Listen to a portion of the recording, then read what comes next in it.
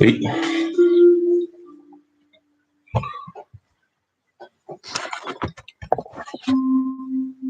Bonjour à tous.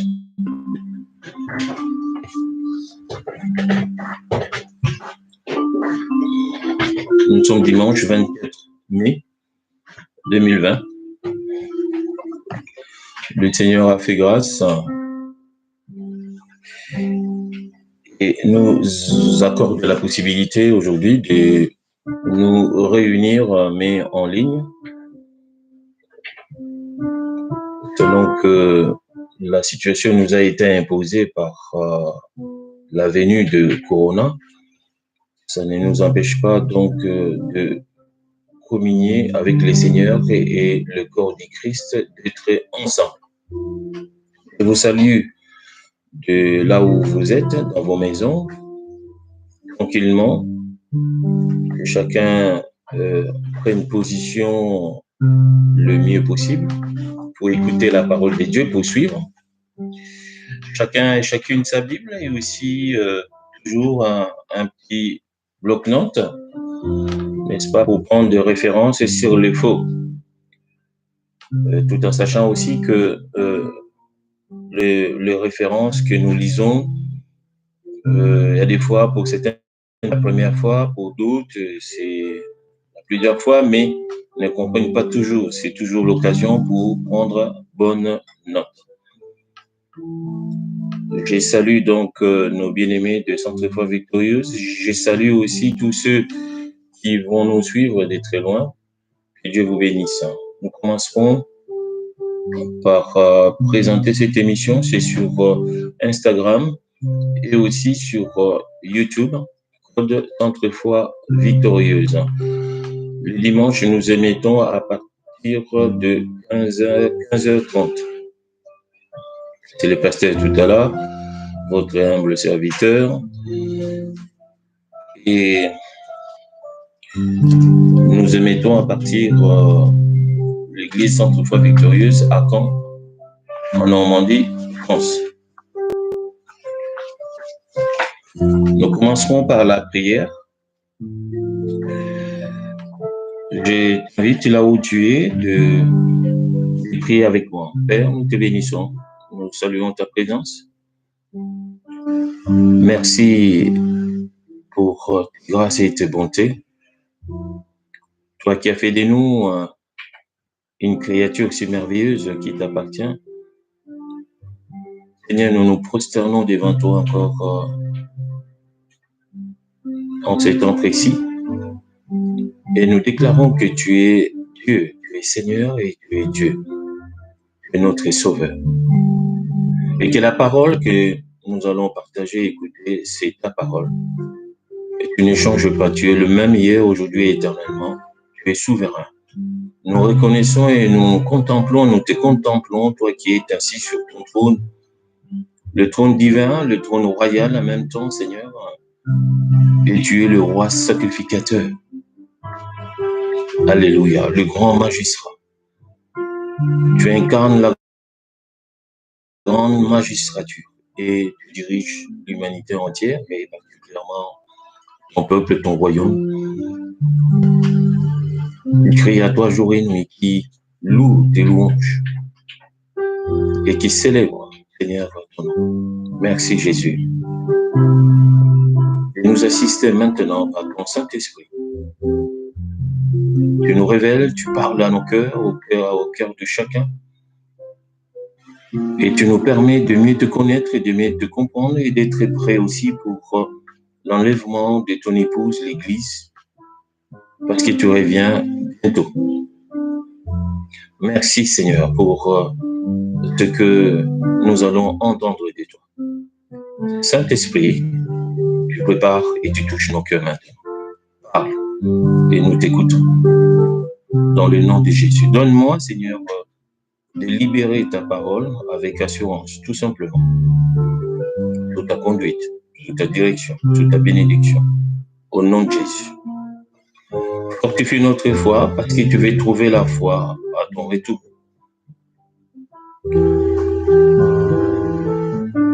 donnez-nous véritablement la faim et la soif de la parole dans le temps de la fin, parce que beaucoup vont abandonner la foi. Beaucoup vont sécher quant à l'amour de Dieu. Mais merci de nous renouveler encore aujourd'hui. Au nom de Jésus. Amen. Bien-aimés dans le Seigneur, comme vous le savez, déjà depuis que Corona nous a imposé la célébration du culte à l'égard de l'Éternel à la maison, le Seigneur nous a amené à parler de l'enlèvement de l'Église à venir et que il nous a donné aussi l'avertissement pour nous préparer parce que Corona a inauguré, comme vous le savez déjà, une période une période officielle où le 666 va prendre toute sa forme, n'est-ce pas? Et que l'enlèvement est très proche et nous allons observer et nous observerons les signes annonciateurs de l'enlèvement. Donc, nous restons prudents. Nous avons vu et partagé ensemble que les raisons pour lesquelles Christ est monté au ciel, parmi ces raisons, ça signifiera effectivement l'enlèvement de l'Église. Nous avons vu, je rappelle quelques raisons. Ici, c'est que Jésus est retourné au ciel pour retrouver, n'est-ce pas, le trône de gloire, n'est-ce pas, divin, comme Dieu à la droite du Père. Il est retourné au ciel afin de nous envoyer le Consolateur, le Saint-Esprit, qui nous a envoyé une fois arrivé, n'est-ce pas, au ciel. Le Saint-Esprit est venu le jour de la Pentecôte pour assister, être une aide pour l'Église, n'est-ce pas, et aussi pour la multiplication, n'est-ce pas, du corps du Christ, et ce royaume qui doit pouvoir s'étendre. Nous avons vu une autre raison que Jésus s'est monté au ciel pour nous préparer une place dans le ciel et préparer l'enlèvement de l'Église. Une quatrième raison serait que Jésus s'est monté au ciel, n'est-ce pas, et pour être consacré roi, n'est-ce pas, sur le trône de David. Parce que Dieu avait fait promesse à David que sur son trône, il y aura toujours successeur, et que Jésus-Christ qui viendrait, qui naîtrait, n'est-ce pas, le succéderait donc sur son trône. Donc Jésus est parti pour être consacré par son Père, roi à venir, n'est-ce pas, et il régnera sur cette terre, n'est-ce pas, dans le prochain royaume qui ne sera pas le royaume d'Israël comme tel, mais le nouveau Israël, donc le nouveau royaume qui sera le royaume millénaire de Jésus. Une autre raison, c'est que Jésus-Christ, donc, il est monté au ciel pour continuer il s'est assis à la droite du Père pour intercéder pour nous, pour son peuple, n'est-ce pas, comme avocat, et il exerce aussi, n'est-ce pas, il s'est assis, une autre raison, c'est qu'il s'est assis à la droite du Père pour, comme roi sacrificateur, souverain sacrificateur, nous l'avons vu dans cette position. Il travaille comme la tête de l'Église, comme époux, comme souverain berger. Nous avons vu et développé cela. Et une autre raison, c'est qu'il est parti aussi préparer son mariage, n'est-ce pas? Parce que il a les statuts d'époux. Donc, il est parti préparer les noces gagnants. Ok? Donc, voilà, il a des dossiers à traiter. Il n'a pas croisé les bras. Une autre raison, c'est que Jésus s'est monté au ciel aussi pour préparer la rédemption et le salut d'Israël. Voyez-vous, c'est ce que nous allons voir aujourd'hui. Donc, il est le rédempteur et il va non seulement du monde entier et particulièrement de son peuple Israël, Donc, ça, c'est un dossier particulier que Jésus-Christ, il a à cœur et qu'il est en train de traiter. Une autre raison, c'est que Jésus-Christ est monté au ciel, n'est-ce pas, parce qu'il y avait personne qui a été trouvé digne d'ouvrir le livre et de rompre les 7 sceaux. Donc, il n'y a que lui qui a été trouvé digne, le lion de la tribu de Judas. Donc, voilà, et il va ouvrir les 7 sceaux du jugement dernier. Et donc, nous verrons le détail de toutes ces choses-là dans ces temps de la fin, dans les jours à venir. Et une autre raison, c'est que Jésus-Christ est monté au ciel, n'est-ce pas, pour préparer son royaume millénaire. Voilà.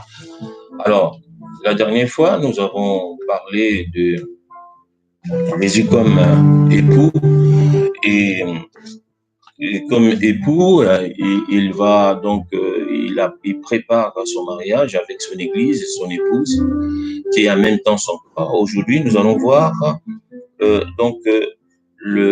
thème Jésus assis à la droite de Dieu comme prince et sauveur. Mais sauveur de qui? Nous allons regarder dans Actes au chapitre 5, verset 29 à 32. Acte 5, verset, il est le sauveur, le prince et sauveur, et il va donner à Israël la repentance et le pardon de péché. Acte 5, verset 29 à 32. Nous lisons ici. Je lis dans le nom de Jésus. Pierre et les apôtres répondirent, de point il faut obéir à Dieu plutôt qu'aux hommes. Le Dieu de nos pères a ressuscité Jésus que vous avez tué en le pendant au bois. Dieu l'a élevé par sa droite comme prince et sauveur. Pour quel but? Pour donner à Israël la repentance et le pardon des péchés. Nous sommes témoins de ces choses, de même que le Saint-Esprit que Dieu a donné à ceux qui lui obéissent. Amen. Et dans Luc 22, versets 66 à 71, nous allons lire ceci. Luc 22, verset 66.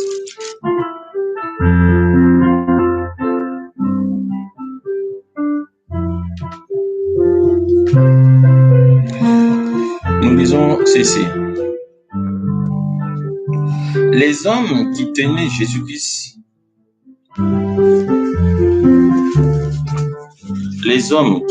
Jésus-Christ, se moquaient de lui et le frappaient. Ils lui voilèrent le visage et ils l'interrogeaient en disant « Devine qui t'a frappé ?» Et ils proféraient contre lui beaucoup d'autres injures. Quand les jours furent venus, les collèges des anciens du peuple, les principaux sacrificateurs et les scribes s'assemblèrent et firent amener Jésus dans leur Sanhédrin, donc leur tribunal. Ils dirent, si tu es le Christ, dis-le-nous. Jésus leur répondit, si je vous le dis, vous ne le croirez pas. Et si je vous interroge, vous ne me répondrez pas non plus. Désormais, le Fils de l'homme sera assis à la droite de la puissance de Dieu. C'est lui-même qui parle. Désormais, le Fils de l'homme sera assis à la droite de la puissance de Dieu. Tous dirent, tu es donc le Fils de Dieu, et il leur répondit, vous le dites, je le suis. Alors il dit, qu'avons-nous encore besoin de témoignages? Nous l'avons entendu nous-mêmes de sa bouche. Déjà, la projection de ce qui est à venir, le Seigneur a déjà montré à Jean, dans une vision eschatologique, on va dire, à venir, des choses qui vont s'accomplir. Dieu a montré à l'apôtre Jean des choses qui devraient arriver. Il les a vues déjà d'avance. Et il a consigné cela par écrit afin que nous puissions le partager aujourd'hui dans le temps de la fin, enfin tous les temps déjà, depuis que le Seigneur nous a laissé la Bible. Donc, nous lisons ce qu'il dit dans Apocalypse au chapitre 7, à partir du verset 9 et 10. Après cela, je regardais et voici, il y avait une grande foule que personne ne pouvait compter, de toutes nations, de toutes tribus, de tout peuple et de toutes langues. Ils se tenaient devant le trône et devant l'agneau, revêtus des robes blanches et des palmes dans leurs mains. Et ils criaient d'une voix forte en disant: les saluts et à notre Dieu qui est assis sur le trône et à l'agneau. Nous voyons Jésus sur le trône, n'est-ce pas, à la droite du Père, comme nous l'avons lu dans Acte 5 avec précision, que c'est pour donner, n'est-ce pas, le salut à Israël, pour pardonner, donner la repentance et le pardon des péchés à Israël, pour donner le salut à Israël. Maintenant, ce que je voudrais expliquer, c'est que si on doit mettre les choses dans le contexte et dans la chronologie des choses, vous savez que Jésus, quand on lui a posé la question concernant son royaume à venir, qu'on lui faisait remarquer la beauté de Pierre du temple, il avait répondu qu'il ne restera pierre sur pierre, que toutes ces choses seront renversées. Et il a commencé à nous donner des signes avant-coureurs de son retour et de comment les choses vont se faire après lui. Et si nous regardons le dernier texte pour entrer dans les commentaires, dans Matthieu chapitre 24, qu'est-ce que le Seigneur est en train de nous dire? Il nous parle de la grande tribulation à venir. Parce que le pardon des péchés et la repentance qu'il va donner à Israël, n'est-ce pas, et le pardon des péchés, c'est au temps de la grande tribulation. Nous regardons donc dans Matthieu chapitre 24, il dit ceci.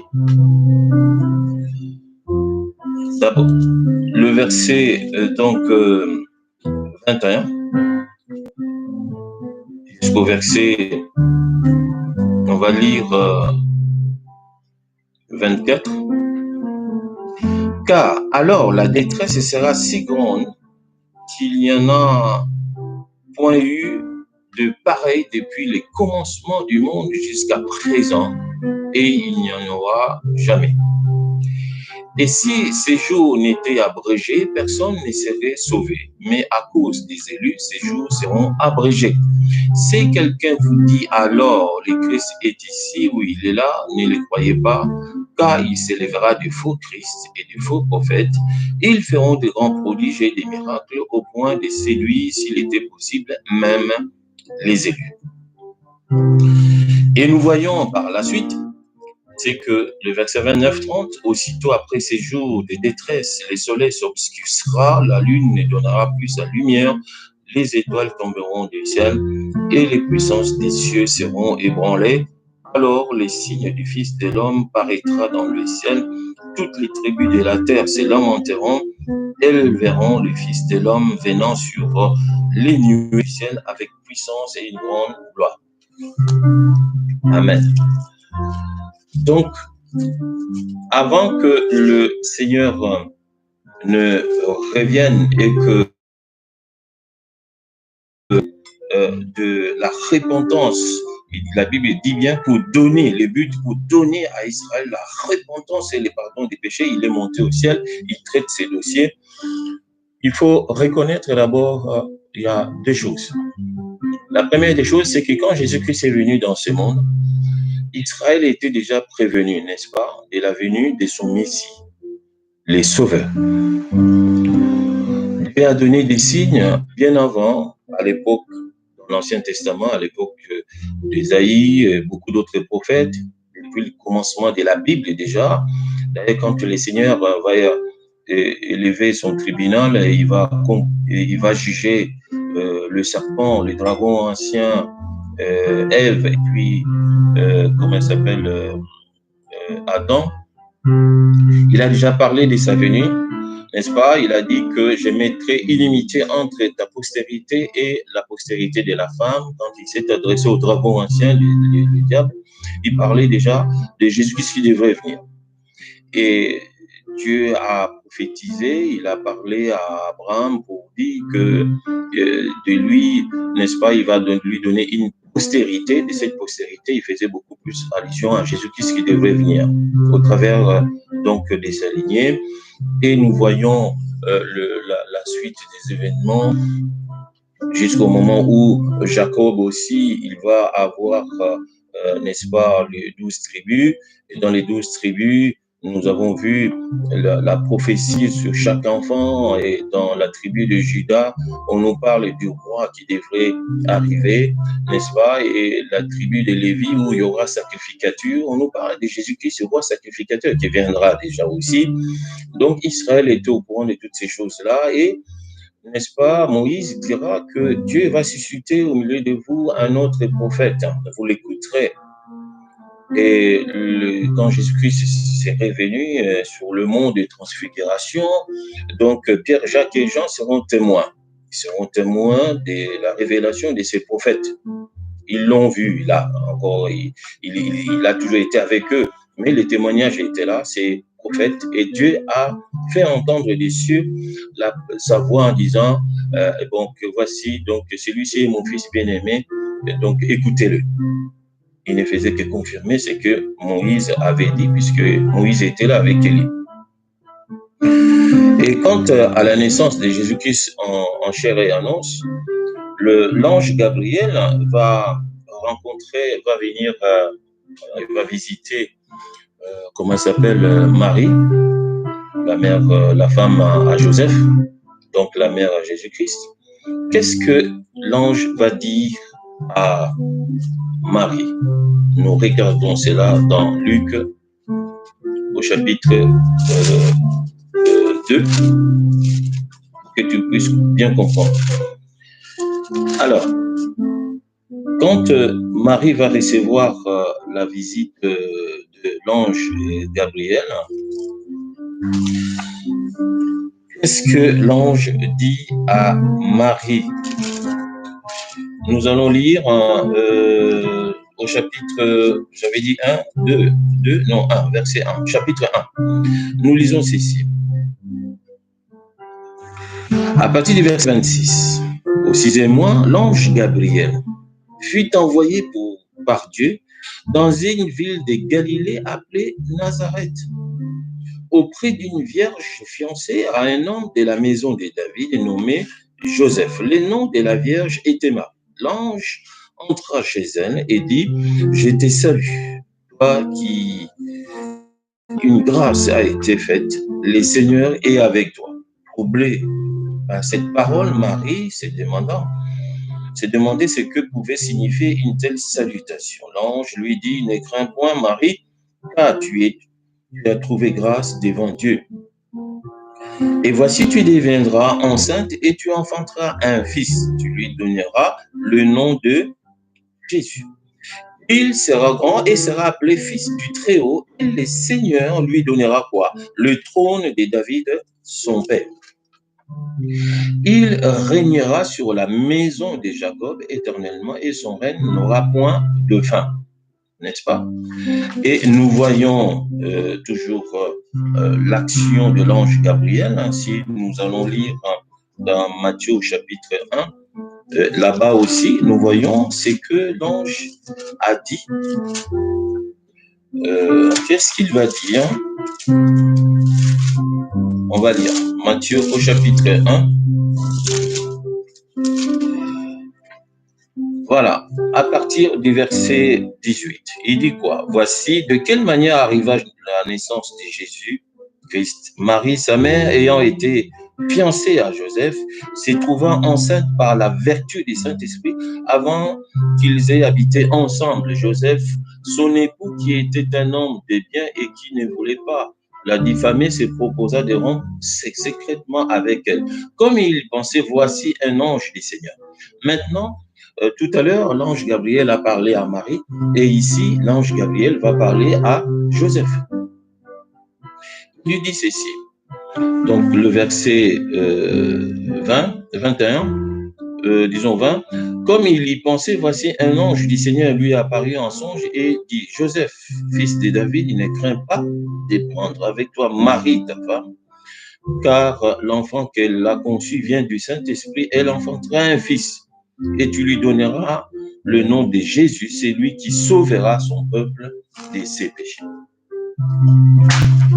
Jean, quand il recevra la révélation de Jésus-Christ, il va dire que Jésus-Christ, vous le savez déjà, au commencement était la parole et la parole était Dieu. Jean va dire ceci, que il est là, Jésus-Christ est cette lumière qui est la vie, et la vie était la lumière du monde. La lumière, lui, dans les ténèbres, et les ténèbres ne l'ont point reçu. À partir du verset 9, toujours dans Jean chapitre 1, verset 9, cette lumière était la véritable lumière qui, en venant dans le monde, éclaire tout homme. Elle était dans le monde et le monde a été fait par elle et le monde ne l'a point connue. Elle est venue chez les siens et les siens ne l'ont point reçue. C'est ce que je voulais simplement montrer que, mais à tous ceux qui l'ont reçu, à ceux qui croient en son nom, elle a donné le pouvoir de devenir enfants de Dieu, lesquels sont nés non du sang ni de la volonté de la chair, mais de la volonté de l'homme, non de la volonté de l'homme, mais de Dieu. Depuis 7 ans, Jésus-Christ, donc, il a évolué en Israël. À 30 ans, il commence son ministère. Et là, il prêche son royaume à venir. Il se révèle aux enfants d'Israël. D'abord, Jean-Baptiste l'a présenté, a parlé de lui. Il a préparé les terrains. Et Jésus-Christ a prêché la parole. Il a parcouru Israël du nord au sud, est à l'ouest. Il s'est révélé, il s'est présenté comme le sauveur de son peuple. Mais Israël a rejeté Jésus-Christ. Et Jésus-Christ, il mourra quand même sur cette croix. Il a versé son sang pour le salut de son peuple. Quand bien même qu'Israël l'a rejeté, mais à tous ceux qui l'ont reçu, il a donné le pouvoir de devenir aujourd'hui enfants de Dieu. Donc, Jésus-Christ a commencé à établir son royaume petit à petit. Rejeté par Israël, il est remonté au ciel. Aujourd'hui, il a donné la grâce à ceux qui ne le connaissaient pas, qui ne le cherchaient pas, nous les païens, n'est-ce pas? Et dans son programme et dans son plan, il s'est dit d'abord, ok, je vais d'abord enlever de la terre ceux qui m'ont reçu, accepté, tous ceux qui l'ont reçu. Donc l'Église actuelle, c'est par cet acte, ces miracles, ce mystère de l'enlèvement. Jésus-Christ va enlever son Église. Et dans son programme et dans son plan, il a dit ceci. Donc, une fois que l'Église sera enlevée, donc il y aura une période de 7 ans qui va rester après l'enlèvement. 7 ans. Pendant cette période de 7 ans, ça sera la période de grande tribulation. Et pendant cette période, c'est pendant cette période que Dieu va juger Israël, au fait. Va le passer comme au fourneau, n'est-ce pas, pour le châtier d'avoir rejeté le Fils de Dieu. C'est aussi une façon pour le ramener à la raison. Voilà, pour ramener Israël à la raison et à la repentance, que voilà, je vous ai envoyé votre sauveur, mais vous ne l'avez pas reconnu, vous l'avez frappé et vous l'avez crucifié. C'est par la grande tribulation qu'Israël va reconnaître son sauveur et va crier à lui comme Hosanna, Hosanna, béni soit celui qui vient au nom du Seigneur. Et la Bible nous dit que simplement un tiers d'Israël sera sauvé. Voilà. Donc, nous pouvons imaginer cette période, ça sera une période de souffrance, une période de grandes souffrances pendant 7 ans. Donc, c'est cette période-là où il y aura cette apparition de la bête, n'est-ce pas? Et la bête à 10 cornes et l'homme impie qui va s'installer dans le temple, parce que le temple sera reconstruit pendant cette période-là. On ne sait pas si le temple va être reconstruit avant ou quoi, mais en tout cas, pendant cette période de 7 ans, le temple sera déjà là. Et l'homme impie ira, donc au départ, il va rétablir ce qu'on appelle le sacrifice. C'est-à-dire qu'une fois que le temple construit, on va rétablir le sacrifice des animaux. Israël va commencer à sacrifier des animaux. Or, le seul sacrifice, Dieu avait mis fin. Pourquoi on avait détruit les temples avant? C'est afin qu'il n'y ait plus de sacrifices. Parce qu'un seul sacrifice que Dieu a agréé, c'était le sacrifice de l'agneau de Dieu qui est Jésus. Et Israël, en s'entêtant, il va reconstruire les temples et rétablir encore les sacrifices. Est-ce que Dieu va honorer ces sacrifices-là? Non. Non, puisque Dieu n'habite pas dans la maison faite de mains d'hommes. Et c'est on va dire, une infamie. C'est vraiment de l'apostasie, c'est-à-dire que c'est encore une idolâtrie, c'est-à-dire qu'on ne reconnaît pas. C'est Jésus. Nous allons verser le sang des animaux pour rentrer en communion avec Dieu. Voilà pourquoi la grande tribulation va se justifier. C'est une façon de le châtier pour dire, mais attends, ce que vous faites n'est pas bon. Le premier châtiment, vous l'avez vu dans le temple. Jésus-Christ a pris un fouet, il a fouetté. Donc la grande tribulation, c'est le grand fouet. Encore une fois de plus, pour disperser toutes ces choses-là, pour dire que vous n'écoutez toujours pas. Je ne veux pas de sang de taureau, de bouc, de tout ce que vous voulez. Et Dieu n'en veut plus. Il n'a agréé que le sang de son Fils, Jésus-Christ. Et c'est comme ça que ceux-là vont se rappeler de la grâce. Parce que quand l'Église sera enlevée, la parole va rester. La période de la grâce va continuer jusqu'au bout de cette année-là. À la fin de cette année de grande tribulation. Il y a beaucoup de personnes aujourd'hui qui ont entendu parler de Jésus, ils ont la Bible, mais ils ne croient toujours pas. Et pendant cette période où le Saint-Esprit est monté avec l'Église, la Bible va continuer à courir, le temps de la grâce va continuer à courir, le temps de la grâce va prendre fin que quand Jésus-Christ descendra avec son Église sur la terre, et il va mettre fin donc au temps de la grâce et il va inaugurer la période de la dispensation du royaume. Donc, le royaume millénaire va commencer, la fin du temps de la grâce est terminée, sera tournée une fois pour toutes avec la grande tribulation. Il faut que ça soit clair sur ce sujet-là. Donc, le temps de la grâce va courir jusqu'au moment où Israël sera sauvé, pardonné de ses péchés, au moment où Israël va reconnaître Jésus-Christ comme Seigneur et Sauveur.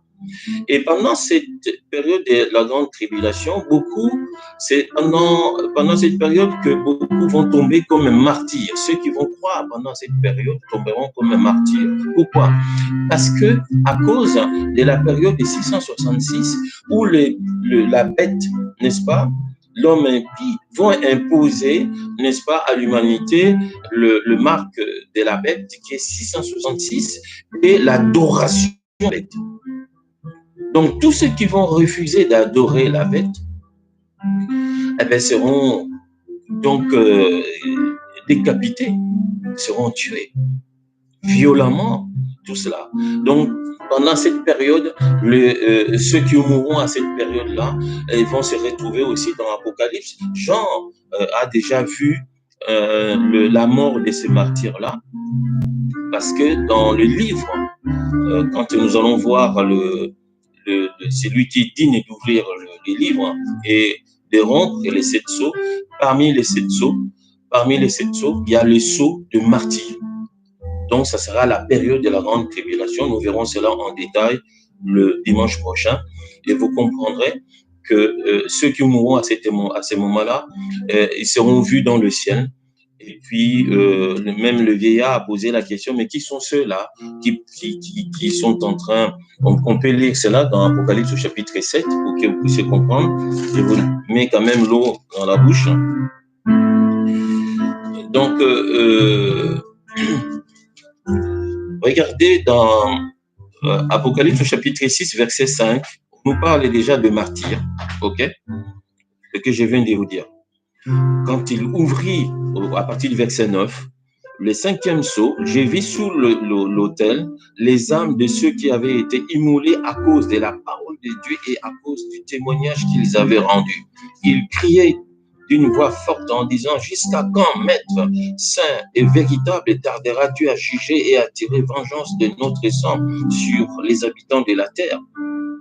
Une robe blanche fut donnée à chacun d'eux et il leur fut dit de se tenir en repos quelque temps encore jusqu'à ce que soit complet le nombre de leurs compagnons de service et de leurs frères qui devraient être mis à mort comme eux pendant cette période de grande tribulation. Regardez maintenant dans Apocalypse au chapitre 7. Or, le sceau s'arrête, n'est-ce pas, à partir du verset, le 6e sceau s'arrête au chapitre 6. Le 7e sceau, c'est à partir du chapitre 8. Donc, le chapitre 7 est intermédiaire entre le chapitre 6 et le chapitre 8. Or, dans le chapitre 7, si vous regardez à partir du verset 9 jusqu'au verset, on va dire, 14, lisons les Écritures. Après cela, je regardais, voici, il y avait une grande foule. Personne ne pouvait compter. Toute nation et toute tribu, de tout peuple et de toute langue, ils se tenaient devant le trône et devant l'agneau, revêtus des robes blanches et des palmes dans leurs mains. Et ils criaient d'une voix forte en disant: les saluts est à notre Dieu qui est assis sur le trône et à l'agneau. Nous l'avons lu tout à l'heure. Et tous les anges se tenaient autour du trône, des vieillards et des 4 êtres vivants. Nous verrons cela aussi dimanche prochain. Ils se prosternèrent sur leur face devant le trône et ils adorèrent Dieu en disant: Amen. La louange, la gloire, la sagesse, l'action des grâces, l'honneur, la puissance et la force soit à notre Dieu au siècle des siècles. Amen. Et l'un des vieillards prit la parole et me dit: ceux qui sont revêtus des robes blanches, qui sont-ils et d'où sont-ils venus? Alors que l'enlèvement était déjà fait. Mais maintenant, nous parlons de ceux qui sont des martyrs, qui sont en train de tomber pendant la grande tribulation. Un des vieillards pose la question: mais qui sont ceux-là qui portent des robes blanches? D'où viennent-ils? Voilà la question. D'où sont-ils venus? Je lui dis: mon Seigneur, tu les sais. Et il me dit: ce sont ceux qui viennent de la grande quoi? Tribulation. Ils ont lavé leurs robes et ils les ont blanchis dans le sang de l'agneau. C'est pour cela qu'ils sont devant le trône de Dieu. Vous voyez, quand nous lisons les Écritures, heureusement que le Seigneur a permis que nous puissions pencher notre cœur sur les événements à venir pour le mettre dans l'ordre. C'est des puzzles, il faut le mettre dans l'ordre. Chaque puzzle, sa pièce à sa place. Sinon, tu ne peux pas comprendre, parce que dans l'Apocalypse, il y a des fois on parle des choses de tout de suite, d'autres c'est à venir, d'autres c'est déjà passé. Donc, heureusement que dans cette étude, nous commençons à bien voir et chaque événement dans sa place, dans son contexte. Donc, le verset 15 dit: c'est pour cela qu'ils sont devant le trône de Dieu et les servent jour et nuit dans son temple. Celui qui est assis sur le trône dressera, n'est-ce pas, sa tente sur eux.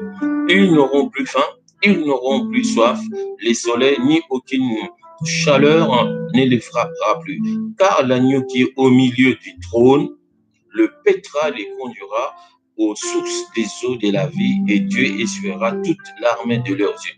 Donc, quand ils tombent, automatiquement, ils montent, n'est-ce pas, dans le ciel. Voyez-vous, c'est comme ça que Jésus-Christ dira que de ceux qui sont morts avant et de ceux qui seront enlevés et de ceux qui mourront pendant la grande tribulation, donc il y aura, donc on va se retrouver donc dans la présence des seigneurs. Ce n'est qu'après la fin donc du temps de la grâce, nous descendrons, Apocalypse donc 24, nous descendrons avec Jésus-Christ. Nous descendrons ensemble avec lui et pour l'établissement du royaume millénaire. Voilà. Donc, voilà ce que je voulais que nous puissions partager aujourd'hui sur le sujet concernant la présence de Jésus à la droite de Dieu. Chaque fois que tu vois des versets, il faut faire la différence. Il n'est pas toujours à la droite de Dieu pour le même but. Là, nous venons de voir qu'il est à la droite de Dieu comme un prince et sauveur. Alors, il y a le terme prince et puis le terme sauveur. Comme sauveur, nous venons de le dire, parce qu'il a déjà payé le prix aussi pour le salut d'Israël. De païens, du juif comme du grec, vous le savez déjà. Ok, il a payé le prix pour notre salut à tous. Comme prince, tout simplement parce que Jésus a été envoyé, n'est-ce pas? Vous vous rappelez les jours où il va comparaître devant le tribunal de Pilate qui va lui poser la question, est-ce que tu es roi? Il dit, je suis roi, mais mon royaume n'est pas de ce monde. N'est-ce pas? Or, Jésus-Christ, pendant son séjour, Israël n'était pas un royaume, il était sous occupation. Ok? Israël avait perdu sa royauté. Avait perdu sa royauté. En plus, ils ont été dispersés dans le monde. Israël va renaître en 1948. Vous imaginez, 2000 ans plus tard. Donc, en ce moment, Israël, c'est un État. Ce n'est pas un royaume. Donc, comment ça se fait qu'il est à la droite du Père comme prince? Donc, parce que, parmi les raisons que je vous ai données et que nous avons déjà vues, Christ est monté au ciel pour être intronisé quoi? Roi.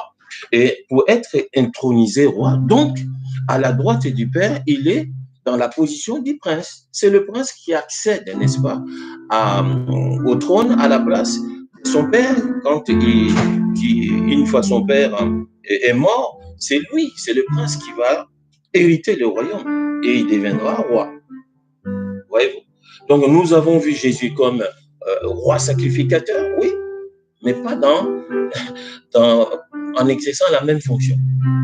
Donc, quand il sera intronisé roi, donc en ce moment, d'un côté, il est prince et il attend que le Père l'établisse comme prince, le prince, pas d'Israël que nous allons connaître, parce qu'Israël ne deviendra pas royaume les jours des tours de Jésus-Christ. Non, Israël deviendra royaume à cause de Jésus-Christ qui va établir son royaume sur toute la terre. C'est la nouvelle Jérusalem ou le nouveau royaume d'Israël, c'est celui-là, quand Jésus-Christ reviendra. Donc, les configurations ou les limites de ces royaumes, comme vous le savez, Israël aujourd'hui n'occupe pas les limites de son royaume. Donc, le royaume là, que Jésus-Christ va établir, aura d'autres limites. Il y aura des nouveaux cieux et une nouvelle terre. Donc, on n'aura plus les 5 continents comme nous voyons aujourd'hui.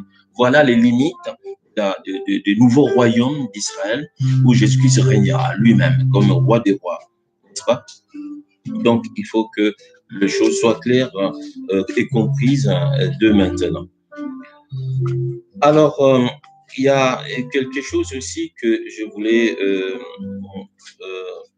dire concernant donc le royaume à venir et la grande tribulation, c'est que ce message doit nous conforter dans le sens où l'enlèvement est certain. L'enlèvement de l'Église est pour bientôt. Nous ne verrons pas et nous ne connaîtrons pas la grande tribulation parce que l'Église sera mise à l'abri. Donc, le Saint-Esprit qui nous prépare aujourd'hui, il fait le travail qu'on appelle de sanctification, c'est-à-dire vraiment des mises en dehors, des mises à l'écart. Hein. Comme Moïse a été tiré des eaux, donc les eaux aussi symbolisent le monde, c'est-à-dire qu'il a été tiré du monde, ben, l'Église sera tirée du monde. Donc c'est ça la sanctification, nous serons mis hors du monde, et quand nous serons enlevés dans le ciel, ces choses vont se précipiter rapidement, n'est-ce pas? Ces choses vont se réaliser. Alors, si jamais, puisque tu écoutes ce message, une raison pour une autre, il y a négligence, comme nous avons vu dans la semaine, et nous avons traité l'histoire de Usa qui a été frappé à cause de la négligence. Il a été frappé par Dieu.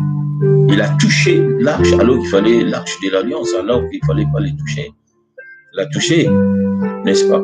Il y aura des frères et sœurs qui risquent aussi de passer à côté de l'enlèvement. Pourquoi? Regardons dans Matthieu au chapitre 25. Et nous allons terminer notre message à ce niveau. Une autre dimension de compréhension de cette période qui vient. Matthieu chapitre 25, la Bible dit ceci, nous lisons juste le 13 premier verset. Alors le royaume des cieux sera semblable à 10 vierges qui, ayant pris leur lampe, allèrent à la rencontre de l'époux. 5 d'entre elles étaient folles et 5 sages. Les folles, en prenant leur lampe, ne prirent point d'huile avec elles. Mais les sages prirent avec leur lampe de l'huile dans des vases, donc de l'huile en réserve. Comme l'époux tardait, toutes s'assoupirent et s'endormirent. Au milieu de la nuit, on cria, voici l'époux, allez à sa rencontre. Alors, ces vierges se réveillèrent et préparèrent leurs lampes. Les folles dirent, n'est-ce pas, aux sages, donnez-nous de votre huile, car nos lampes s'éteignent. Les sages répondirent, non, il n'y en aurait pas assez pour nous et pour vous. Allez plutôt chez ceux qui en vendent, achetez-en pour vous. Pendant qu'elles allaient en acheter, l'époux arriva. Celles qui étaient prêtes entrèrent avec lui dans la salle des noces et la porte fut fermée. Plus tard, les autres vierges vinrent et dirent, Seigneur, ouvrez-nous. Mais il répondit, je vous le dis en vérité, je ne vous connais pas. Veillez donc, puisque vous ne savez ni le jour ni l'heure. Magnifique parabole que Jésus-Christ nous a donnée ici pour nous enseigner aussi, pour nous alerter. C'est que il faut savoir une seule chose. Ici, on nous parle aussi de l'enlèvement sans le savoir. Regardez, les 10 vierges, les 10 vierges, elles sont ensemble, n'est-ce pas? Chacune sa lampe. On nous dit que les sages avaient de l'huile en réserve. Oh, l'huile, c'est le symbole du Saint-Esprit. Qui sont les 5 vierges, n'est-ce pas? Qui sont les 5 vierges sages? C'est ceux-là qui ont reçu, n'est-ce pas, qui ont accepté Christ comme Seigneur et Sauveur, n'est-ce pas, qui l'ont reconnu et qui ont accepté d'être remplis le jour de la Pentecôte de l'huile du Saint-Esprit. Ceux-là, n'est-ce pas, ils ont fait et ils continuent à faire, avoir de réserve de l'huile du Saint-Esprit. Voyez-vous, leur soif est toujours assouvie. Et puis, elles n'ont pas peur. Pourquoi? On voit bien qu'elles sont prudentes déjà. Et ce sont des, si jamais, comme l'époux tarde à venir, ben, on a déjà une réserve d'huile avec nous. Et nous voyons ici que quand les cris s'est fait entendre, que l'époux est déjà à la porte, ben, toutes les vierges se réveillent. Chacune commence à préparer sa lampe, n'est-ce pas? Et à vérifier sa lampe, l'état de verre ou autre chose, n'est-ce pas? Et à préparer son habillement, à son maquillage et toutes ces choses-là. Et en même temps, de vérifier que l'huile est toujours là à la portée. Les 5 vierges folles, au moment où elles se sont rendues compte que la lampe commence à baisser et qu'elles se sont rendues compte aussi qu'elles n'ont pas de réserve, demandent aux autres un petit peu d'huile. Les autres se disent non, on ne partage pas cette huile-là. Du fait qu'Israël a refusé Christ, il n'y a que ceux-là qui par la foi, parce que tous nous sommes sauvés que par la foi, il faut le savoir. Pierre et Jean, ils l'ont déjà dit que nous sommes tous sauvés que par la grâce, par les moyens de la foi. Et cela ne vient pas de nous. Que tu sois juif ou grec, nous sommes sauvés que par la foi. Et au moyen, la grâce au moyen de la foi, n'est-ce pas? Pour ne pas inverser les choses. Et partant de là, le cri est lancé, l'époux est à la porte, les 5 vierges sages sont enlevées, s'enferment, donc enlevées, rentrent dans le ciel, dans la présence du Seigneur pour les noces de l'agneau. Qui sont les 5 vierges sages et folles qui sont restées? C'est Israël. C'est Israël qui reste. Pourquoi? Parce que Israël refuse l'époux. Et comme a refusé l'époux, et on voit des choses. D'un côté, le premier refus, c'est quand Jésus-Christ est venu, a refusé l'époux, n'est-ce pas? Et a refusé toute sa grâce que le Seigneur lui a apportée. Nous voyons que Israël reste toujours en attente, n'est-ce pas, de l'époux qui doit venir. Mais pourtant, il est déjà venu, ils ne l'ont pas reconnu. Donc, c'est ça la prophétie d'ailleurs, au niveau de l'eschatologie. Donc, les 5 vierges folles continuent à attendre l'époux qui va venir.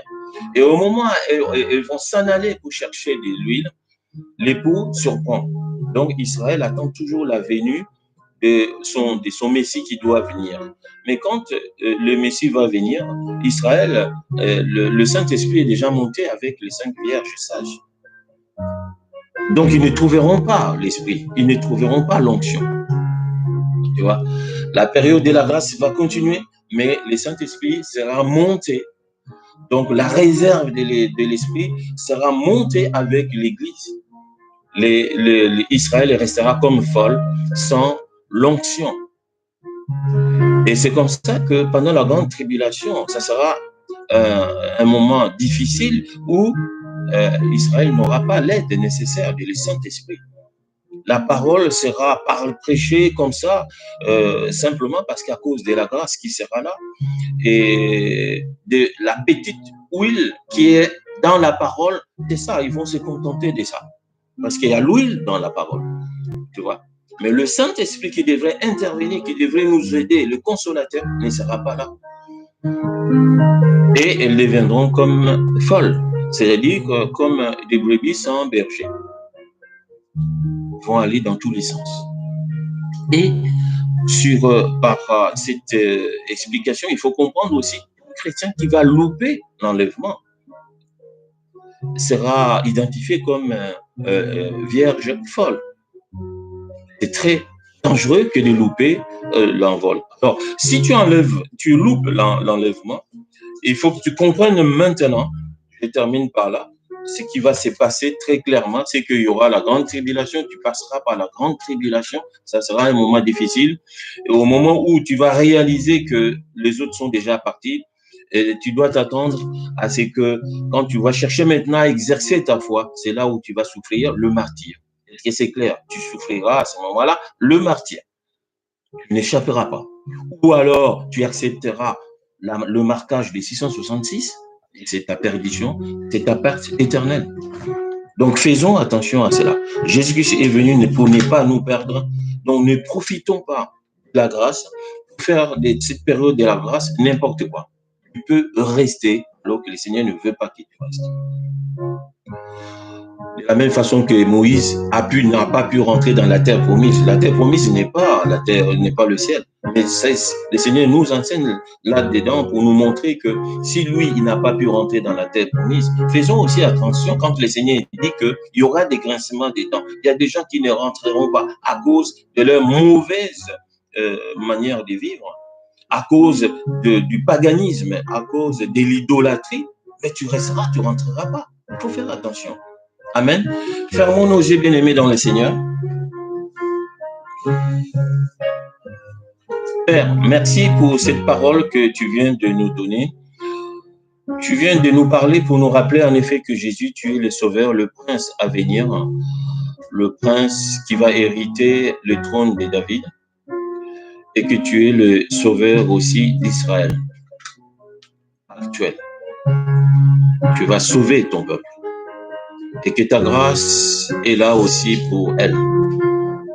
Cependant que l'enlèvement n'est pas encore accompli, Seigneur, la grâce est là pour le salut d'Israël, et nous prions pour le salut d'Israël. Et j'ai prié aussi pour mes frères et sœurs avec lesquels nous avons partagé ta parole cet après-midi, que le Saint-Esprit nous aide à rechercher une vie de sanctification pour ne pas louper l'enlèvement, pour ne pas traverser et connaître la grande tribulation, une période de trouble, une période d'enfer, de difficultés, de souffrance énorme, une période d'apostasie, d'idolâtrie. Nous n'avons pas besoin de cela, puisque Jésus a payé les prix. Sauve-nous, Seigneur. Sauve mon frère. Sauve ma sœur. Sauve nos enfants, Seigneur. Alléluia. Sauve la France. Visite Israël et sauve Israël. Sauve l'humanité entière. Quel que soit le peuple, Seigneur, tu as déjà payé les prix. La facture a déjà été payée. Sois glorifié pour toute personne qui n'a pas encore reçu Christ comme il n'a pas encore reconnu comme son sauveur et qui ne l'a pas encore reçu comme Seigneur et Sauveur. Maintenant, oh Père, j'ai prié pour que tu puisses toucher le cœur de cette personne qui écoute et qui partage ces messages, afin que Seigneur, ta main le sauve maintenant et que ton sang pardonne et efface ses péchés maintenant, comme tu as accordé la grâce à ces brigands sur la croix. Merci, Papa. Gloire et louange à toi pour toutes choses. Et nous croyons que, Seigneur, tu vas continuer à nous parler les jours à venir, au nom de Jésus, jusqu'à ce que tu reviennes bientôt. Et nous disons Amen. Donc, voilà, bien-aimés dans le Seigneur, nous terminons ce message selon que vous savez, dans l'Apocalypse, il y a des versets que nous voyons. Si tu lis l'Apocalypse, tu verras toujours Jésus-Christ dit je viens bientôt. Amen, viens Seigneur Jésus-Christ. Voilà. Donc, c'est lui qui atteste ces choses dit oui, je viens bientôt. Jésus-Christ revient bientôt. Et l'esprit et l'épouse disent viens.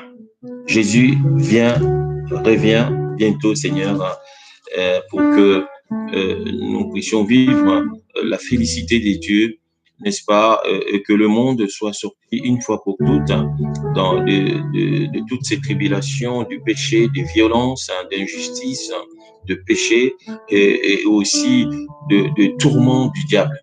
Donc, que son règne se termine une fois pour toutes, et qu'on ne parle plus de ces messieurs-là et de ces démons, parce qu'on en a ras-le-bol, on n'a pas besoin de lui. On a besoin de Jésus une fois pour toutes, le prince de paix, n'est-ce pas, le prince de justice, n'est-ce pas? Et nous avons besoin de la félicité de son royaume, du bonheur qu'il veut partager avec nous, que Jésus-Christ revienne bientôt, et gardons-le dans nos cœurs, n'est-ce pas? Comme Obédédon a gardé l'arche chez lui, garde Jésus-Christ dans ton cœur et dans ta vie et dans ta famille pour vraiment le bonheur des dieux. Que Dieu vous bénisse. À dimanche prochain. Pour le Centre Foi Victorieuse, nous avons donc la réunion des prières demain donc à partir de minuit sur Instagram. Donc, il n'y a pas de problème. À partir de minuit, nous allons nous faire du bien à partager encore la parole et à prier ensemble. C'est la semaine dernière, je crois, ou c'est passé cette semaine, c'était l'anniversaire de Meshad. Et je ne sais pas s'il y a encore les anniversaires d'autres personnes. En tout cas, quand le confinement sera fini pour les églises, on aura beaucoup de gâteaux à partager. Donc, préparez la farine, bien aimé dans le Seigneur, avec tous les ingrédients qu'il faut. Et il y aura des agapés dans ces domaines-là au grand soleil. En tout cas, c'est pour notre joie. Amen. Ne nous privons pas. Commencer à fêter déjà la joie du ciel entre nous déjà. OK? Simplement, hein, et avec bonheur. Que Dieu vous bénisse et à bientôt. Je vous aime beaucoup. Ciao.